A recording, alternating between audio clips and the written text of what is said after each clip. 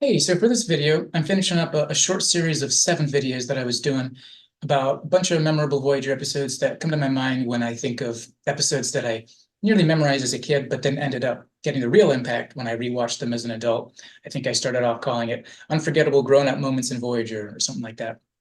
Well, I remember I was going to call it Unforgettable Adult Moments in Voyager, and then I realized that the most annoying kind of clickbait is the misleading kind, which is what my original title idea was going to be. So I decided to drop it. The list of episodes that I decided to run through were Faces, Hope and Fear, Persistence of Vision, The Thaw, Mortal Coil, Emanations, and then the last one, Barge of the Dead, which is the one I'm talking about for this video. So Barge of the Dead, season 7, or was it season 6? Think it was season 6. But this is one that I've always loved ever since I was a little kid. Something about the epic vibe and the spooky elements and all the Klingonness, and partly also just how really unusual the episode is in terms of its environments and all that kind of stuff. Now, for a quick summary, this is the episode where B'Elanna returns to Voyager on the Delta Flyer, probably, or maybe a shuttle. She lands and has a bit of a rough landing. Seems like she's all right, but then, unbeknownst to you as the first-time watcher, B'Elanna was knocked unconscious, and what follows is a dreamlike sequence that didn't actually happen. It's part of a near-death experience where it seems that they find a piece of a Klingon ship floating in space. They decide to have some Klingon-themed parties in the mess hall to commemorate. Then this Klingon shows up, kills everybody, and B'Elanna finds herself waking up on the Barge of the Dead, which is kind of the halfway house for dishonored Klingons who are in limbo between Sto-vo-kor and Grethor. Voyager resuscitates her from her near-death state, but not before she sees her mother show up on the Barge of the Dead. And then in the real-life world, in the waking world, with a little research, she discovers that according to Klingon sacred texts, the mother of a dishonorable Klingon like B'Elanna would indeed actually be condemned to a questionable eternity that would start with showing up on the Barge of the Dead. So everyone tells B'Elanna that what she saw when she was unconscious was a set of symbolic images created by her unconscious mind. But she feels convinced that they were real, and she begs to be allowed to recreate the accident so she can return to the Barge of the Dead and arrange for her mother to be expunged from her dishonor. And then when she does that, Kortar, the guy, heading up the captain of the barge, I suppose, the first Klingon from mythology, Kortar tells her that he knows that she's planning to be resuscitated by her crew, but if she really does take her mother's dishonor and go to Grethor, she won't be able to be rescued. So she agrees, but just as she's about to step through the gates of hell, she instead finds herself in a spooky nightmare version of Voyager, where she will presumably spend her eternity being insulted and jabbed at by surreal versions of her Voyager friends telling her what a failure she is. Right before being resuscitated, she finds herself back on the barge, surrounded by all her friends from Voyager who encourage her to stop fighting because they accept her and value her for who she is. She doesn't have to remain burdened and tormented by the various unspecified felt expectations that she feels people have for her that cause so much of her inner conflict. So that's the Barge of the Dead. Of course, she wakes up in the end and everything's wonderful. So why is it that as a little kid, so I was probably like 11 or 12, maybe possibly even 10 when I first saw this. So why is this one that I always kind of loved? Well, I mean, part of it I think is just the epic Klingon environments and the ambiance. The barge with all the Klingon imagery, the epic storms, and all the epic Klingonness oozing out the seams of all the characters. And Voyager with all its Klingon decorations, Neelix who replicated some Gach and gave it a little oomph with kinesthetic agent, whatever the heck that is. And then near the end, all the dim lit doom-like variations on Voyager with candles everywhere and Neelix being all, and really just I think of all the depictions of Klingon religion in Star Trek, this may be the most vivid and interesting depiction of an aspect of Klingon religion in all of Star Trek. I might think a little to see if I want to make it that strong of a statement, but I think I would say that. And then there's Klingon hell. I mean, come on, you can never forget that. And slabs of Klingon metal, that whisper scream in the middle of the night. Yeah, you've got me there. There's only one Barge of the Dead. And then, really another really memorable bit is that spooky, surreal Voyager hell near the end, where B'Elanna angrily shouts at Neelix, "I don't consider Voyager hell."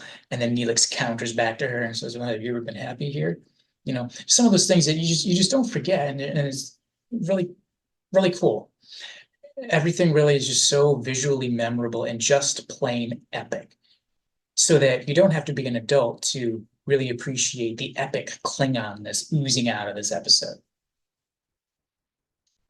So now, like I said, these are all episodes that really became impactful when I was an adult. So the next bit of my notes I jotted down here, how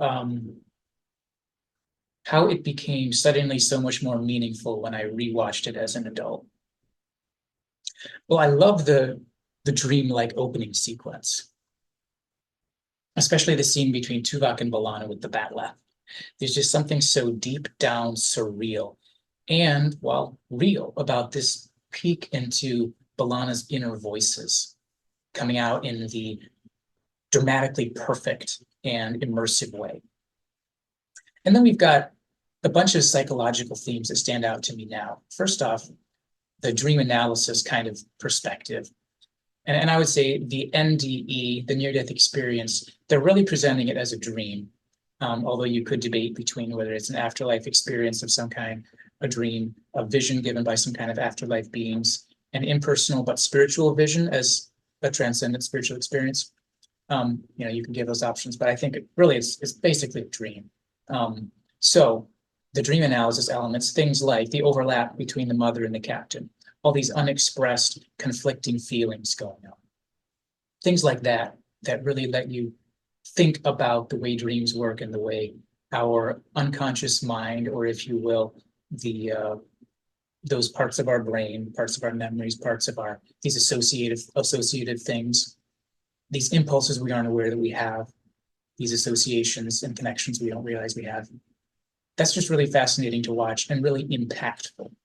I really like thinking about dreams. I like observing my own dreams. And an episode like this, I think Voyager has a lot of dream sequences that are just really insightful and feel like real dreams in terms of how the writers communicate things going on inside the character by means of the dream. It seems to me, usually in Voyager, they do a good job of making it something that's compelling and that lines up with my own experiences in terms of what dreams actually communicate.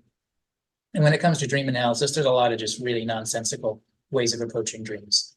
And I think it's really compelling when you see a dream sequence that's done well, that really speaks the kind of language that our own minds speak at night when we're dreaming.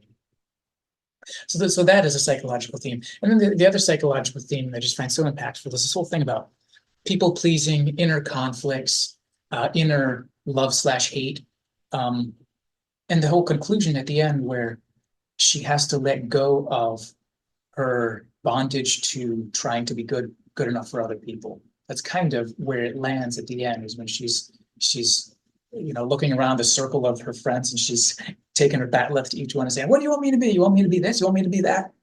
And I think that's an impulse that a lot of us can relate to, where we just say in our heads, like if somebody could just tell me what I'm supposed to be, I want to go do it. And that's kind of where B'Elanna was at. She's in this constant inner state of turmoil and conflict because she's trying to be what she's supposed to be or what other people want her to be, but it's a conflicted mess because there's things that can't fit together. And so that whole theme of her learning to let go, and she kind of takes her bat'leth and sends it flying, and that's kind of symbolic of her letting go of that bondage to constantly trying to please everybody. So I find that really compelling. And then the whole, you'd say like the attachment / social psychology / socio-religious aspects, the whole thing about her felt conflict about abandoning all the religious and cultural trappings from her childhood that she always hated. So just the whole family aspect and the whole, really, this episode goes really well with Lineage. I think that's a season 7 one. It's the one where Tom and B'Elanna get into conflict about whether they should genetically alter their child. And they show you some clips from B'Elanna's childhood, which I just love. Those little snapshots, those little windows into little B'Elanna.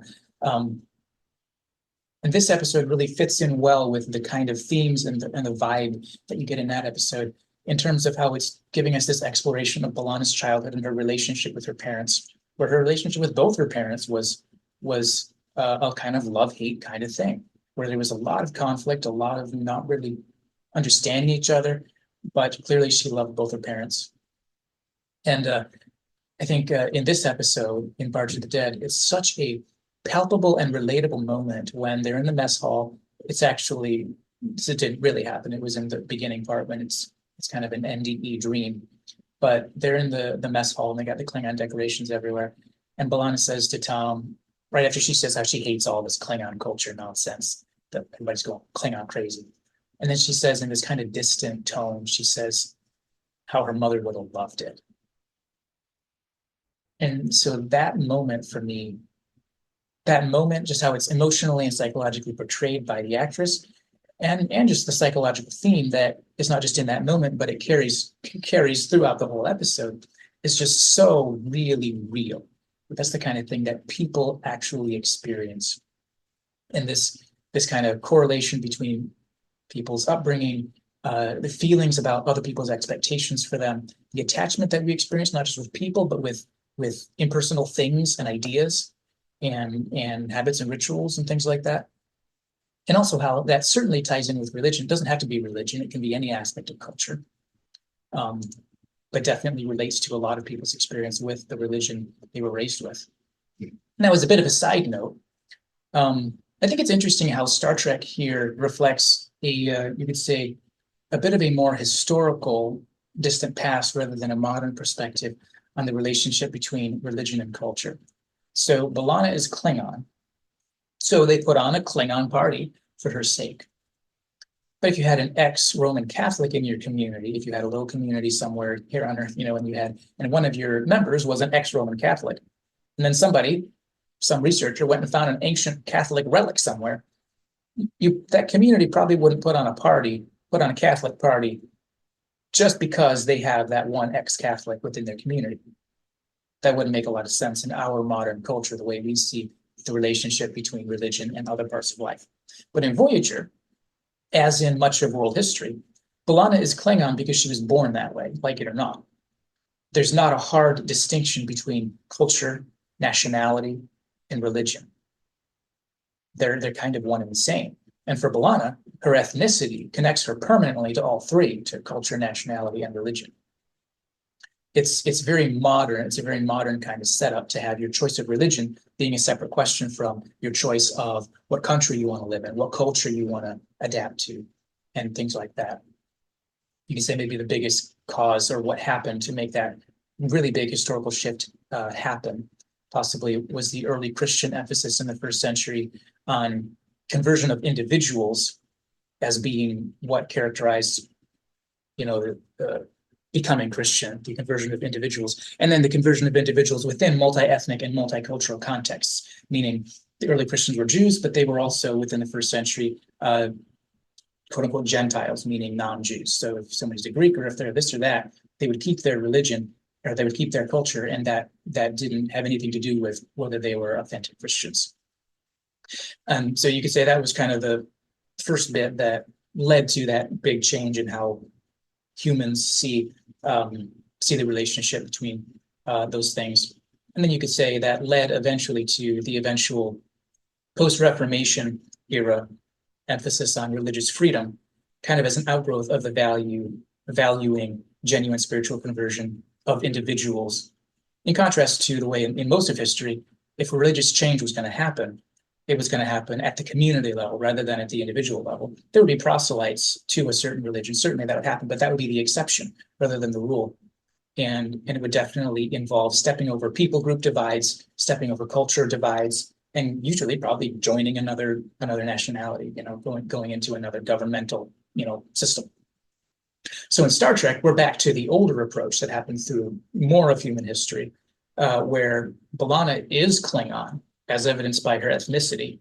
And with that comes one giant, now probably diverse within it, but one giant Klingon culture, one giant Klingon religion, and maybe she belongs in this part of Klingon culture, this part of whatever. But there's one Klingon one, and she is Klingon, as evidenced by that thing she's got on her forehead. So and there's one society, one moral value system, one government, the Klingon Empire, etc. And they're all connected. They tend to come or go together. And now in B'Elanna's case, as in the case in ancient times, if somebody was a proselyte or if somebody whatever moved to another country and changed over, in B'Elanna's case, kind of like that, she wants to reject the Klingon everything, Klingon culture, Klingon value system, Klingon morals, Klingon government, all of it, in one great big lump. It all goes together, which is why she makes her an outlier, and she feels a bit like an outcast. She feels out of place wherever she goes because she's clearly, that little jagged line on her forehead, she is clearly a Klingon. So she doesn't feel like she belongs in Voyager, but she would never fit in Klingon culture, Klingon religion, Klingon society, trying to follow Klingon moral values, etc. So anyway, it's kind of a bit of an aside on that. Now, before going on, I think it's probably good to answer one of the big questions that most watchers will think about, certainly one that I have thought a lot about whenever you watch it. What was the primary experience that B'Elanna experienced? So number one, I think we'd say it is supposed to be an NDE, a near-death experience, something that we see a bunch of in Voyager. And I think generally speaking, you could say there's a bunch of these in the 90s, probably just because it was coming into popular awareness more in the 90s. But the question is, what is an NDE as this episode portrays it? And I think there's a couple of possibilities you could suggest here. You could suggest it's an actual visit to the Klingon mid-afterlife. It's not really the afterlife. It's not Sto-vo-kor or Grethor. It's the Barge to the deck, kind of like this limbo phase. So the first option you could suggest, and maybe this is the one you're supposed to think is happening as you're maybe in the middle of the episode, is that she's actually visiting this place. And this is made plausible really until very near the end of the episode. The development team takes pains to make the Barge very concrete and real, kind of like so many of the dreams that we have that feel so real, like you wake up and you say, it was so real. And I definitely had dreams. I remember one dream I had in particular, maybe when I was like 19 or something, where I looked around and I said to myself, could this be a dream? And I looked around and I thought, wow, I can see the details of this and the details of that. I can, there's too much here. I can feel feelings. I can scratch myself, and I concluded, no, this has got to be real. And then, 10 minutes later, 15 minutes later, I woke up. And then some of those details that I could see and I could identify, they actually faded because, of course, in dreams, after dreams, you tend to forget things. They just kind of fade unless you write them down. And then maybe some key parts will stand out. Whereas, of course, there's other dreams where the details aren't there. And because of the way your brain is processing it, you're only aware of the things that you're noticing. And so you wake up and you say, well, it was, it looked normal, but, I can't remember any parts because you were only aware of the parts that you were registering, about. Anyway, so this is a thing that feels so real, like she gets the cut on her, I think it's on her hand or something. B'Elanna experiences pain and things like that. There is wind and other stuff to be aware of. There's a lot of sensory stuff going on. And then, after she tries to go back, she actually initially returns to the same barge. I've never been able to wake up from one dream and then go to bed the next night and return to the same space just because I wanted to. Never been able to do that. Now, I know some people experiment with special techniques for lucid dreaming. I don't know what those are. Maybe some people can find out ways to do things like that. I've never been able to, and certainly not without special, preparation. One would expect if you go back into the same mental state, you would go to some other unpredictable dream space, some other part of Klingon afterlife, or some non-afterlife space, So they kind of make it plausible at first, but then the possibility that her experience is authentic, that's kind of unraveled when she first off, when she pops into that dreamlike Voyager hell space where there's candles all over Voyager and she's got her Klingon garb, and it's just so dreamlike. It's obviously it's a dream or a vision or something. But so it kind of begins to unravel there. And then particularly at the end, when she sees her mother wearing the captain's uniform and her mother tells her to forget about all the religious ideas from Klingon religion. And then finally, especially, I think you get your final, tell when when B'Elanna's mother says, "See you in the afterlife," or maybe just when you get home, So then you kind of know. So that's the first option. Second option is this is just a dream. I think this is the simplest explanation. But as I noted earlier, there are some elements that would be odd for a dream, such as the fact that she pops back into the Barge of the Dead just by returning, And also that kind of circumstantial discovery is kind of like in the category of circumstantial evidence when she comes back into the waking world and finds out that her mother would, in fact, according to Klingon religious tradition, her mother would be condemned by B'Elanna's dishonor. And it seems that B'Elanna didn't know about that part of the scriptures until after the fact when she looks it up. You could suggest maybe those facts were buried in her subconscious underneath implications and connotations and things, buried in her subconscious based on forgotten memories. So you could argue that. So this category, so then the other option you could suggest, maybe it's not a dream per se, but it's a vision as a subcategory of spiritual experience. Something that's physically triggered by the physical trauma that she experiences, but it's kind of a spiritual experience, spiritual vision, that kind of thing, which I think is kind of what Chakotay is implying when he talks with her in her quarters shortly after she returns. The suggestion that it's dream-like, but it's part of your spiritual life, so interpret the symbols to find yourself, that kind of thing. So not very different from dream interpretation, except kind of different in terms of the significance of the tone. Then you might suggest another option. Maybe it's maybe they're making space for this to be a vision in connection with an actual afterlife and or spiritual entities and or spiritual things going on. So this would be kind of a variation of the other perspective I just gave, Chakotay's perspective.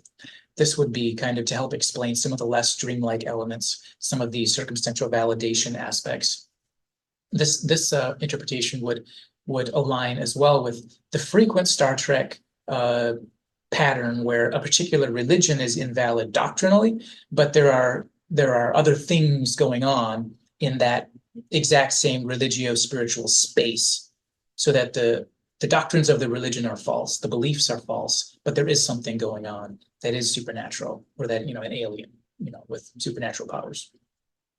So this option would be to suggest that B'Elanna had a near-death visionary experience in connection with the afterlife and or spiritual beings and or spiritual powers. But Klingon doctrine or Klingon mythical elements were merely visionary trappings suited to her expectations. And the conversations she had were symbolic, but even though she wasn't actually talking to this Klingon mythical figure that she thinks she is, and it's symbolic, but it's not merely coming from her unconscious mind. It's being caused by something real, something supernatural. So those are kind of the main options. I think the one that we can cross out is the idea that she actually visited the actual Barge of the Dead. You could suggest in the kind of visionary experience kind of mold, you could suggest she went to a afterlife and experienced a visionary experience within that afterlife, but definitely not the Klingon afterlife. I think that's something we could check off as, or cross out as not being something the writers intended us to have on the table.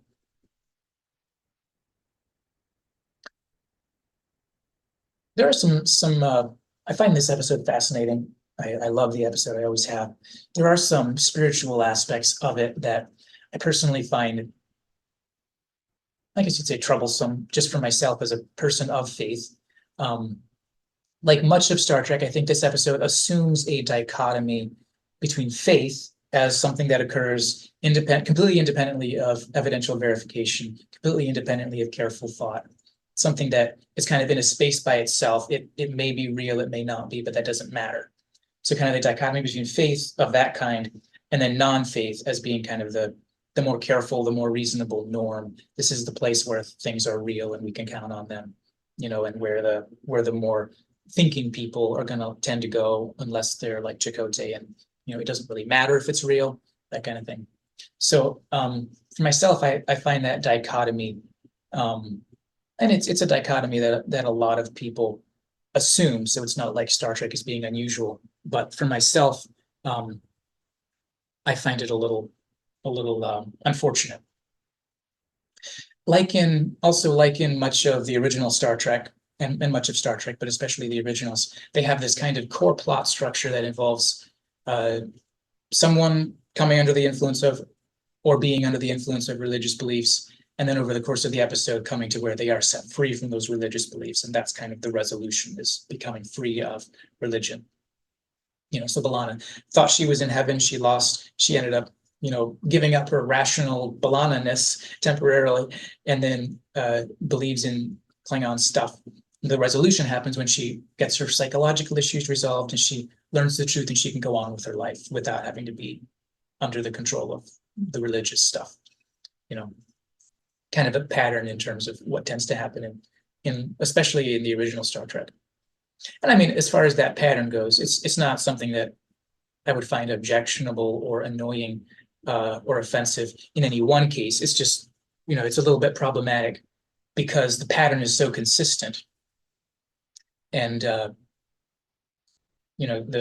foil of religion is the non-religious Starfleet crew, at least in the original Star Trek. So it ends up giving a very strongly anti-religion vibe because they don't have the exception. So what an episode like this, and what a lot of Voyager does, is improve from that original series model by actually, like in this episode, they actually bring up issues in an emotionally sensitive manner.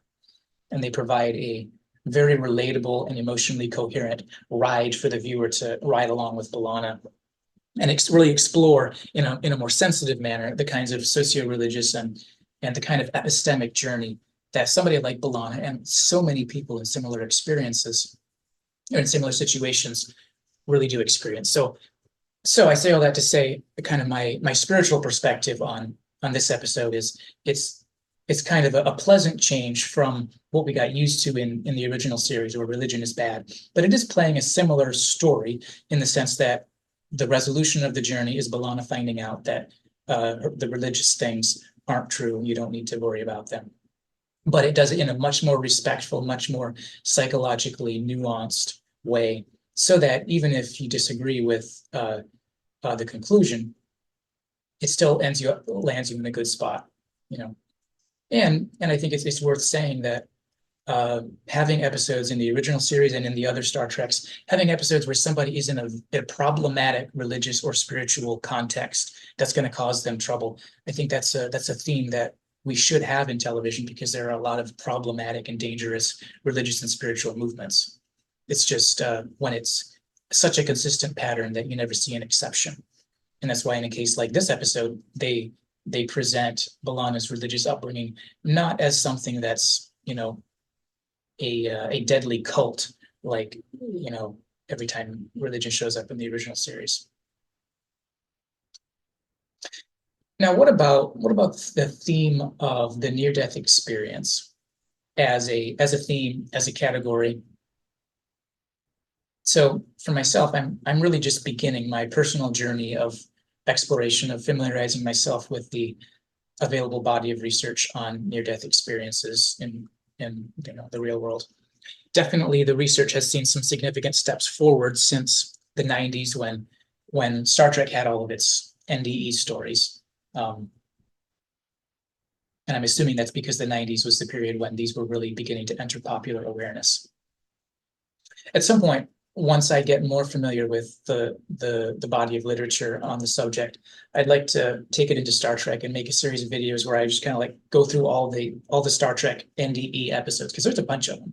I want to, at some point, once I know more about real NDEs, I want to, make something where I go through all those episodes and just talk about how they reflect real life type stuff and how they differ, and just kind of explore that, because I'm fascinated by the overlap between Star Trek and all kinds of spiritual stuff, but the NDEs is one of the interesting areas. partly because for myself, Star Trek was one of the first places where I ever heard of near-death experiences, even though they don't call it that, I don't think. Usually they don't use the term. But anyways, all that to say, for now, for where I'm at with my journey of exploration, here are just some preliminary observations from my very limited research from a couple of books that I've read and a couple of, podcasts and things that I've been kind of on and off exploring for the last 3 or 4 years. So for one thing, as with B'Elanna, NDEs definitely often lead to spiritual exploration and moral reform. And so that's one thing where they're definitely picking up on a real life theme. People who aren't very religious, or maybe they were religious as a child, and they have one of these experiences, a lot of the time they come out and their view of spirituality, their view of, let's say, God or the afterlife, all these kinds of things, it's massively changed. Just like B'Elanna, where she wakes up and she is the kind of person who doesn't buy into all this kind of stuff, and she wakes up from it, and it's kind of like the experience was itself self-validating. And so it kind of upsets her view of everything.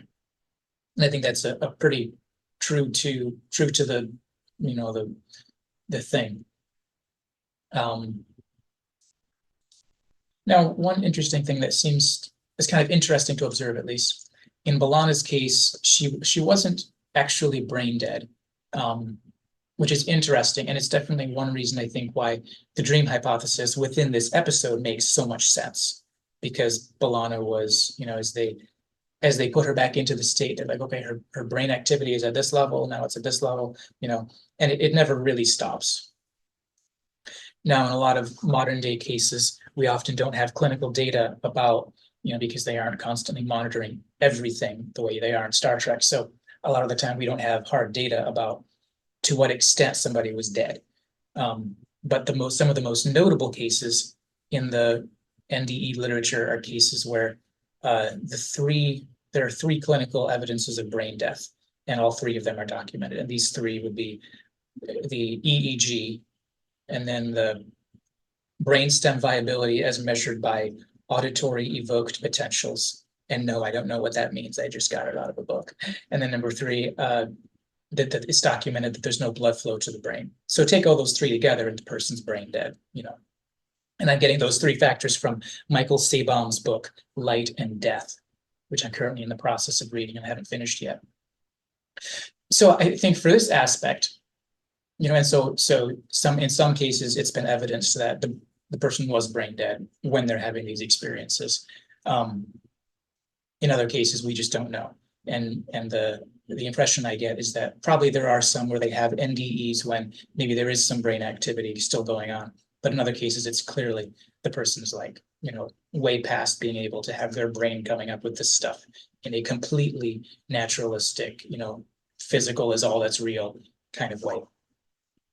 So I think for this aspect, it seems that the Neelix story in Mortal Coil, if you remember that episode, it seems like that setup is a little more appropriate, at least to the NDE cases that are the most, the most important, in which brain activity has completely stopped and the most standard clinical definitions of death have been met. Now, in that book I mentioned that I'm going through, Michael Sabom, he observes, and I'll give a couple references from his book.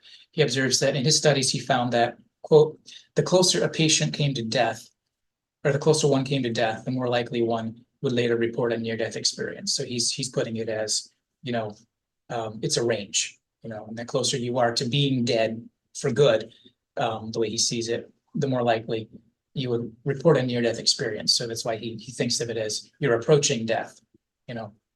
He suggests that as he sees it, a sturdy definition of death would mean that the person remains dead. So if you're resuscitated, that means you weren't dead by the strong sense of the word.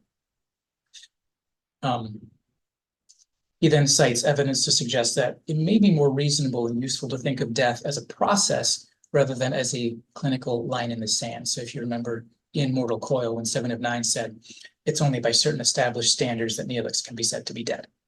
Or the way she says it, it's only by puny human standards, So then Sabom suggests near the end of that chapter, the problem, quote, the problem with defining the moment of death lies not in our lack of sufficient scientific tools, but in the concept itself.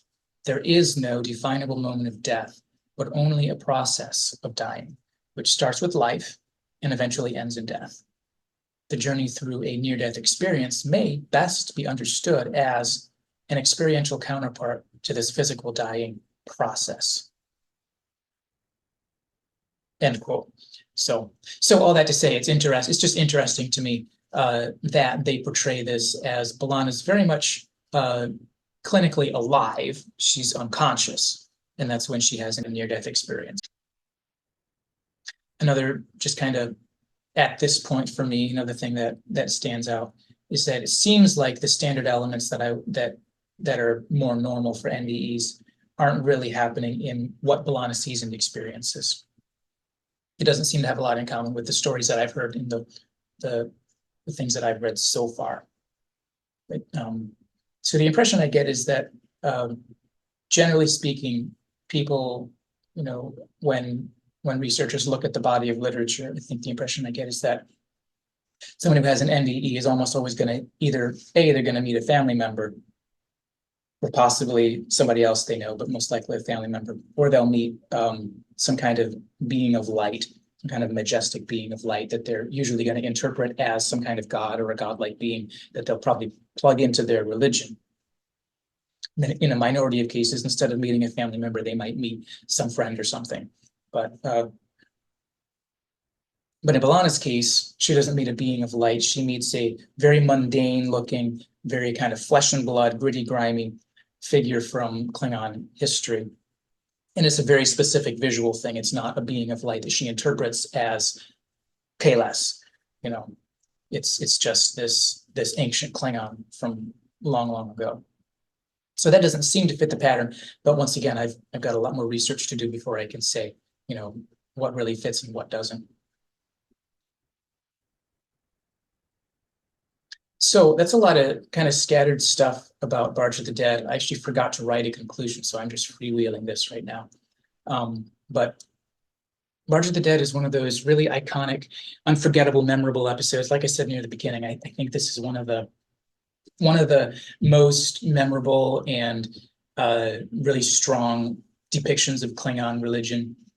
I love watching it, and it's fascinating to look at it and think about kind of how NDEs were seen in the 90s. Because I'm going to guess that, when this came out in the 90s, this was probably thought of as a standard NDE experience. And I think it's also fascinating to think about how the writers are giving us also not just a discussion of the NDE as an experience, but also the kind of spiritual journey aspect, where B'Elanna is someone who, like other characters in Voyager, somebody who's having a little bit of a exploration of faith. And so what I think is unfortunate is that there's no discussion of the relationship between evidence and reason and faith. So B'Elanna never, thinks to herself, well, here's a very circumstantial validation that doesn't give me any strong conclusion. Here's what there's no rational, and a lot of the time it's true that, people who are on faith journeys, a lot of the time they don't follow the rational or the evidence-based, the clear thinking kind of path. A lot of the time it is very gut level, very experiential, which makes sense in some ways because for most humans, most of our big decisions, we really are very gut level, very intuitive creatures. So it makes sense that on something that is